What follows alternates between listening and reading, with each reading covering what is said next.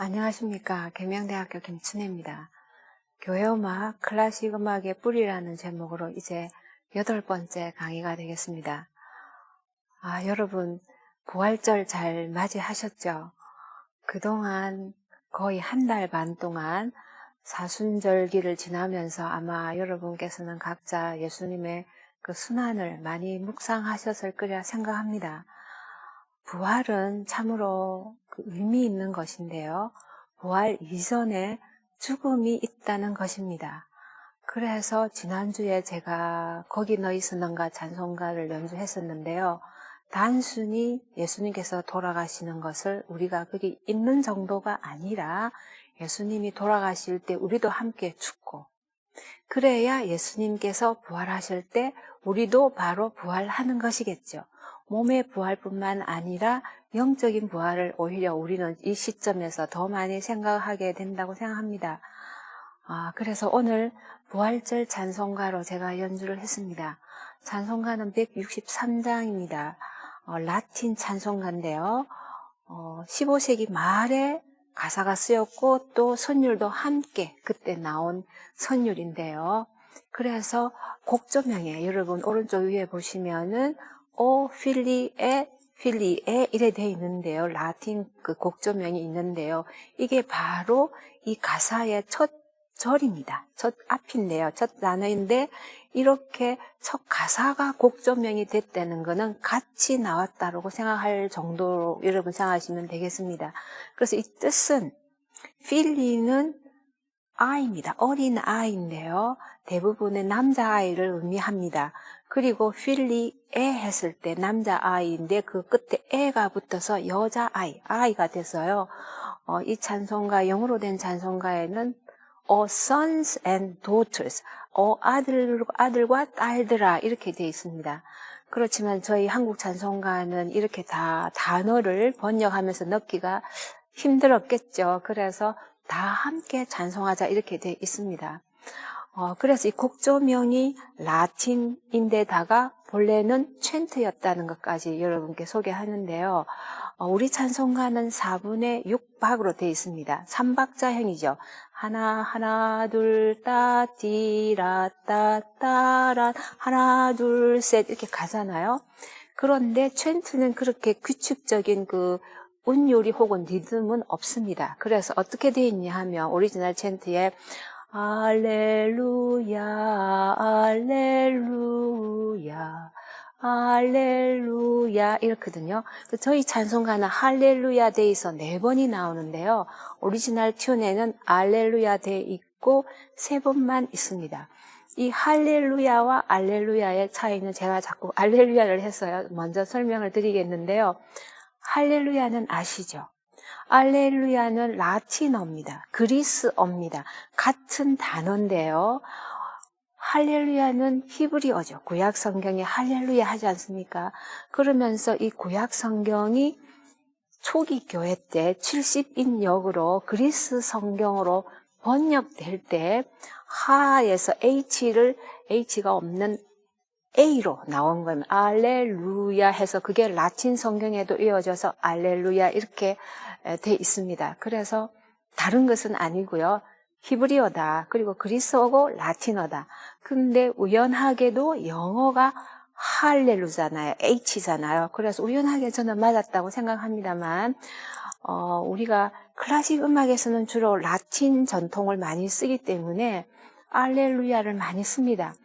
하지만 핸델의 메시아의 할렐루야 코러스 합창 있잖아요. 거기는 할렐루야거든요. 그게 아마 영어로 핸델이 오라토리오를 썼기 때문에 그것도 있고요.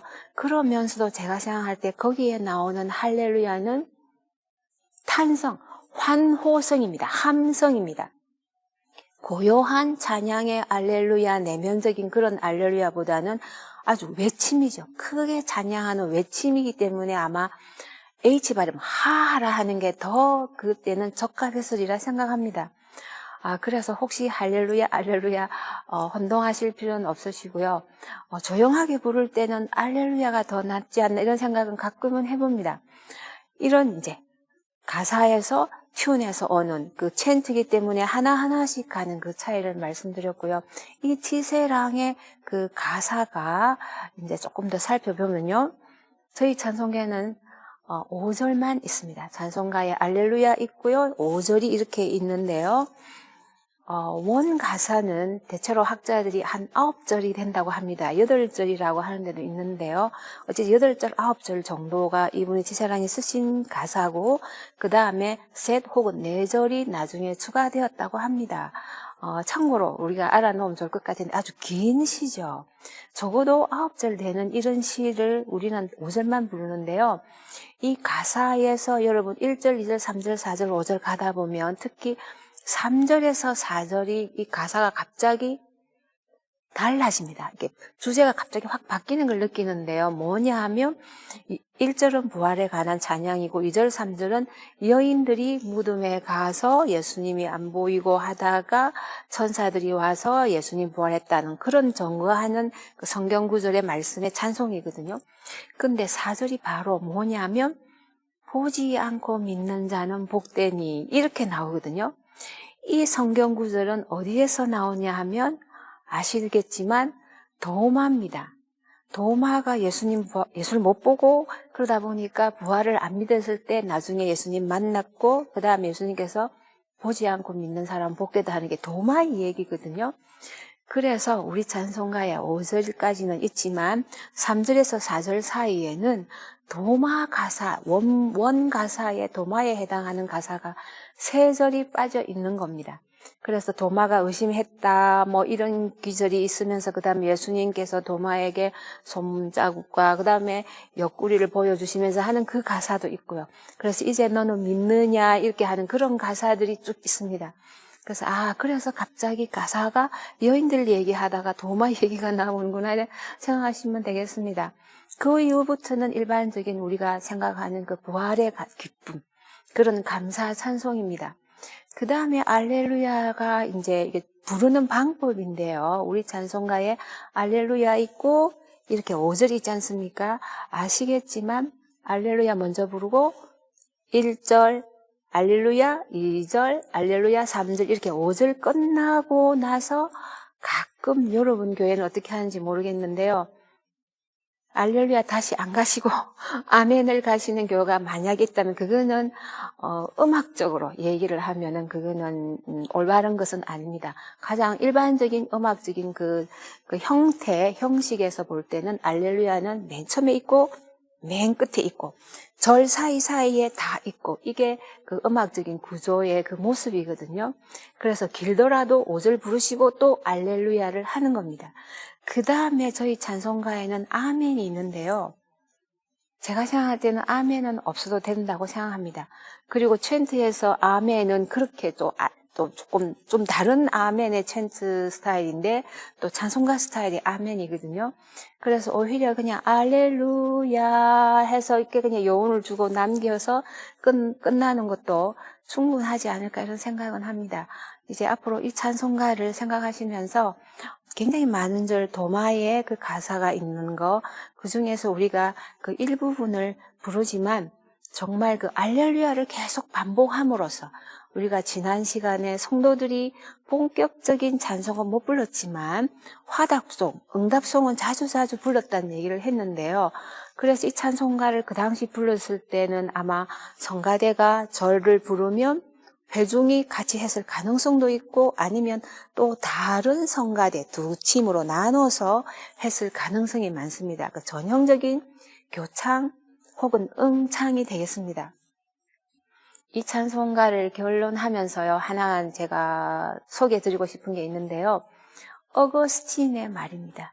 이 어거스틴이 뭐라고 했냐면요, 모든 기독교인, 크리스찬은 should be an 알렐루야. 그리스도인 자체가 알렐루야, 주님을 찬양하는 알렐루야가 되어야 된다고 하네요.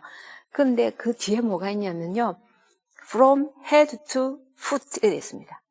모든 기독교인은 머리부터 발끝까지 알렐루야가 되어야 한다.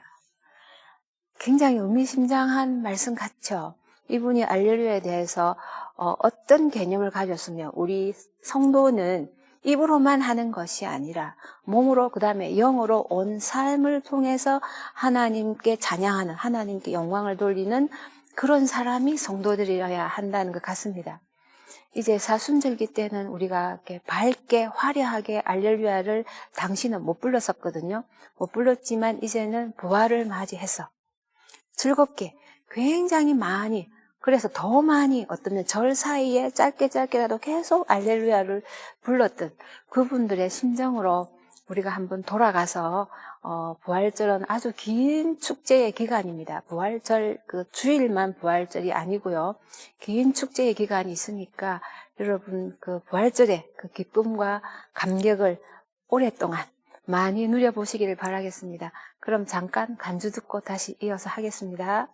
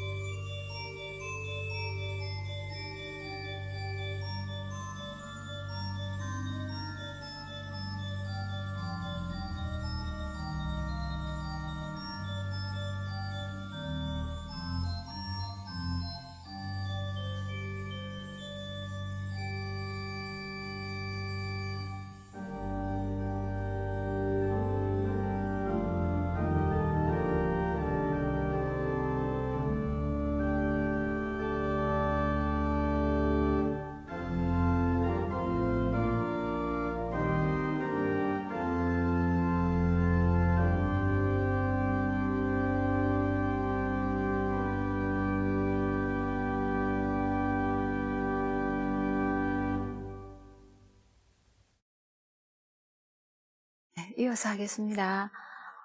지난 시간에 초기교회, 특히 후반부의 찬송가에 대해서 알아봤습니다. 이번 시간은 그 초기교회를 이어서 그 중세교회로 들어오는 그 과정과 그리고 중세교회의 특징적인 그 예배를 위해서 특징적인 것이 몇 개가 있는데요. 그것을 알아보겠습니다. 저번에 말씀드린 대로 콘스탄틴 황제가 330년 수도를 콘스탄티노플, 자기 이름을 따서 비산티움이라는 도시로 옮겨서 콘스탄티노플로 명명한 것을 계기로 교회가 소로마 교회, 동로마 교회에 나뉘었다는 말씀을 드렸고요. 그러면서 이것이 점차 확대되면서 그리고 데오도시우스 황제가 기독교를 국교로 하고 그 다음에 395년이 되면 완전히 행정적으로 동로마, 소로마가 완전히 다른 나라처럼 이렇게 다른 나라로 행정적으로 분리가 됩니다. 그래서 말씀드린 대로 소로마는 476년에 멸망하고 망하고 동로마는 1454년에 이제 멸망하게 되는 말씀을 드렸는데요. 그래서 이 두 교회, 정교회와 서방교회의 기독교가 이제 나란히 발전하게 되는 것이죠. 그래서 동로마 교회는 우리가 이렇게 많이 모르지만 사실은 서방교회와는 비슷하면서 또 많이 다릅니다. 전례를 굉장히 엄격하게 하면서 서방교회보다는 성찬을 더 중시합니다. 굉장히 성찬이 거의 예배의 전부라고 할 정도로 서방교회는 말씀 예배와 성찬 예배가 두 축이지만 동방교회는 정교 쪽엔 오히려 성찬이 거의 다 차지할 정도인데요. 그래서 둥근 돔 중앙에 있고 그 아래에 전상의 모든 신비한 그 그림, 이콘이라 그러죠. 예수님과 제자들과 마리아의 그 그림들을 한 신비한 천국을 묘사해서 그 성찬이 이루어지는, 그래서 그 신비한 그 성찬을 의미하고 그거를 조금 더 밖으로 표현하기 위해서 음악도 성가, 챈트가 굉장히 장식적이고 신비하게 많이 오랫동안 부르고요. 그 다음에 합창도 우리 서방교회만큼 많지는 않지만 합창도 있는데요. 그 특징은 바로 무반주입니다. 물론 중세교회, 서방교회도 무반주였습니다. 그렇지만 서서히 악기가 들어오고 그 다음에 반주도 하게 되는데요. 정교는 지금까지도 거의 무반주로 하시거든요. 많은 종교교회들이.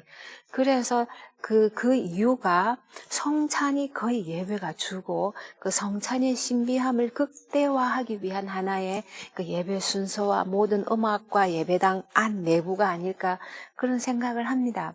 그러면 서방교회는요, 어땠느냐? 이제 특히 건물 면에서 한번 얘기를 하면요. 유태인들의 시나고그라고 생각하시면 거의 비슷하다고 생각합니다, 저는. 왜냐하면 유태인들의 그 회당은, 시나고그는 그 유대인들의 그 교육의 장소고, 예배의 장소고, 그 커뮤니티, 그 지역의 센터 역할을 했거든요. 그것처럼 중세교회로 들어와서 교회는 그 커뮤니티, 그 도시의 센터였습니다. 완전 중앙에 위치했었습니다. 그리고 보면 옛날 여러분 여행을 다니시면 알지만 그 중심에 시청이 있고 교회가 있거든요. 그 다음에 시계가 있고 종이 울리고, 그래서 교회가 그 도시에 혹은 그 동네의 센터, 중심 역할을 했고요. 교육도 했었죠. 그 교회를 통해서 학교가 생기잖아요. 그리고 교회 안에서도 교육을 했습니다. 특히 시작은 성경 말씀을 교육하는 거죠. 그 교육하는 방법이 다양한 그림, 성경 그림을 통해, 성경이 없으니까 일반 성도는 다양한 성경 그림을 그려놓고, 나중에 중세 후기로 한 13세기 뒤로 가면은 생유리창 있지 않습니까? 스테인드 글래스도 많은 성경의 얘기들을 그림으로 그려놓은 거거든요. 그림뿐만 아니고 그다음에 성상, 이런 많은 것들을 통해서 교육, 실제로 성경 말씀을 교육하는 의미가 많았다고 합니다. 나중에는 단점도 생기지만, 그러면서 그 음악도 아까 말씀대로 찬송이 하나님의 말씀들이 많이 들어가 있는 그런 찬송들을 많이 불렀었습니다.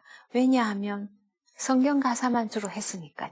성경 시편을 비롯해서 성경에 있는 가사, 그 다음에 가사를 또 자기들 자체에서 창작 가사는 인정 안 하지만, 개인적인 창작 가사는 인정 안 하지만 그 수도원이나 그 교회 자체에서 공식적으로 만드는 전래 예문에 들어가 있는 가사는 있거든요. 그것도 거의 다 성경에 거의 준하는 가사들이거든요. 그래서 이런 가사들을 통해서 찬양하면서 합창을 통해서 교육을 하는 거죠. 기독교 교육, 하나님의 말씀을 하는 교육, 이런 모든 면에서 보면은 그 유대인들의 그 종교 교육이라 하나요? 그러면서 예배도 드리고 했던, 교회에서 예배 드리고 했던 그런 중세의 교회, 그 한 동네의 센터가 됐던, 중심에 있었던 그런 기능을 교회가 하게 됩니다. 어떻게 보면은 사실은 굉장히 우리가 빛과 소금이라는 면에서는 굉장히 중요한 일이죠.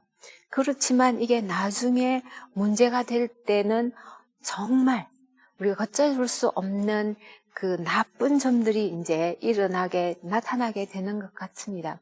그러면 이런 교회의 중요한 그 모든 사람들의 중심에 들어와 있던 교회인데요. 예배 모습은 어떻겠냐 하면은 이제 초기 교회 후반에 예배가 이제 만들어지면서, 그리고 아까 말씀드린 그 교회가 국교가 되면서 왕권과 같이 가면서 오히려 왕들이 교회에 굴복해야 되는 이런 상황까지 오면서 교회의 막강한 권력이라 해도 좋고요, 부라도 해도 좋은 이런 것들이 교회에 이제 축적이 되면서 모든 것이 발달을 하면서 성가대, 학교도 생기고 수도원, 교황제도도 생기고 다양한 이런 시스템들이 이제 생겨나는데요. 그 가운데서 이제 전문인들 얘기입니다. 전문인들이 많이 생겨나면서 성가대가 조금씩 발달하게 됩니다. 이런 발달하면서 예배는 우리 여러분이 많이 아시는 미사라고 하죠. 가톨릭 미사라고 하는데요. 그는 통칭 우리가 말하는 미사고요. 그 미사도 사실은 그 미사의 그 순서의 맨 끝에 이테 미사 에스트라고 이렇게 신부님이 말씀하시는 그 맨 끝에 이제 여러분들은 이제 퇴장하셔도 좋습니다. 이런 의미의 이제 그 글귀가 있는데 거기서 미사라는 단어를 나왔다고 그럽니다. 어쨌든 우리가 그 일반적으로 말하는 미사인데요. 그때 예배는 리터지라고 했습니다. 예전. 예식이 딱 정해져 있는 모든 순서는 예식 문에 의해서 다 기도문과 모든 순서를 다 따라가서 한 예식이 엄격하게 정해지는 그 예식이 어떻게 생각하면 우리가 예수님께서 제사장, 대제사장, 서기관, 바리새인을 나무라실 때 외식하는 자들이여 그렇게 했잖아요.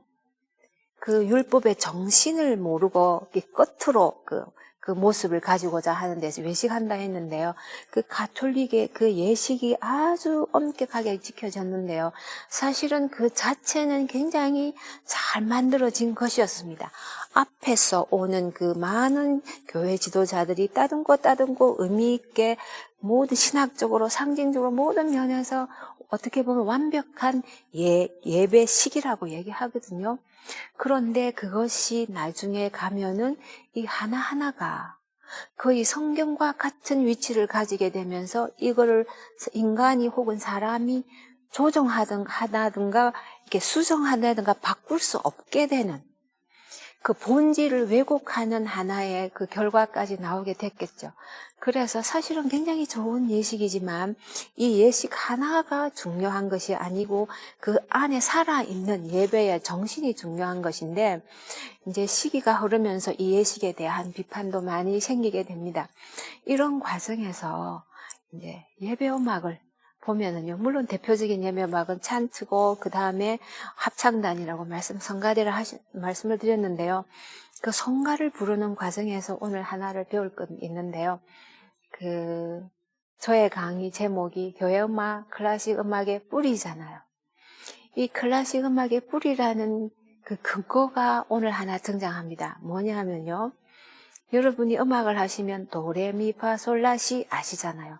이 도레미파솔라시라는 계명 이름이 생겨 나오는데요. 이 생겨 나오는 게 바로 찬송가에서 나왔습니다. 일단 이 도레미 처음에는 도는 아니었습니다. UT라고 되어 있습니다. 우트, 퀸트, 라시스 이렇게 나오는 가사인데요. 이 가사는 파울루스 디아코누스라는 799년에 돌아가신 분이십니다. 이분의 시입니다. 아주 장편의 시인데요. 이 시 1절의 첫 가사입니다. 이 가사인데 이 가사로 나중에 챈트가 생겼는데요. 이 챈트를 본래 이미 있었던 그레고리안 챈트다 이렇게 말씀하시는 분도 계시고 음악사를 배우면은 귀도라는 분이 계십니다. 귀도 아랫조라는 분이 계시는데요. 아랫조 지역에 귀도라는 사람이 음악인이고 또 이분은 수도승이었습니다. 음악가셨습니다. 이분이 200년 더 전에 이 귀도는 1050년에 돌아가신 분인데요. 그 가사는 799년 정도 이렇게 나오거든요. 연대를 보면 그 250년 후에 이분이 이 가사를 가지고 선율을 썼다고도 합니다. 이미 있던 챈트라고도 하지만 그 선율에서 이 가사가 독특한 게 이 가사를 넣으면서 이분이 가사 프레이즈를 만들 때요. 우따라라라라 도 하고 지금의 도를 하면 그 다음에 레 다다다다다 그 다음에 미 파솔 혹은 파솔라 그 다음에 솔 라시 이렇게 가사가 프레이즈가 한 절이 있는데요. 딴 가사가 이렇게 쭉 6개로 나오는데요. 우트로 시작하는 프레이즈 레 시작하는 프레이즈, 미로 시작하는 프레이즈, 파, 솔로 시작, 각각 라까지 시작해가지고 가사가 이렇게 있거든요. 그리고 맨 끝에는 마지막에는 상태 요하네스 이렇게 되어 있습니다. 그래서 이 가사가요, 세례 요한 축일, 예수님이 12월 25일 탄생하셨잖아요. 성경에 의하면 세례 요한은 예수님보다 한 6개월 이전이라고 하거든요. 그래서 세례 요한 축일이 6월 24일이라고도 많이 하는데요. 이 세례 요한 축일에 불려지는 그 찬송가입니다. 그래서 세례자 요한 뭐 이렇게도 이제 한국말로 많이 나와 있는데요.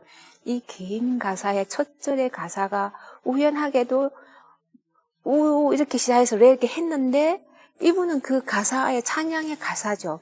그런데 이거를 귀도가 계명 이름으로 땄다는 것입니다. 우트, 레, 미 이렇게 선율을 만들고 파 만들고 솔, 라, 맨 끝에 C는요. 쌍태 할 때 S랑 요한네라는 건데 요한 당시는 당시에는 라틴어에는 J가 안 쓰거든요. 그래서 I로 씁니다. 그래서 요한에서 I, 요한네스 이렇게 돼 있거든요. 그래서 요 S랑 I랑 합쳐서 C.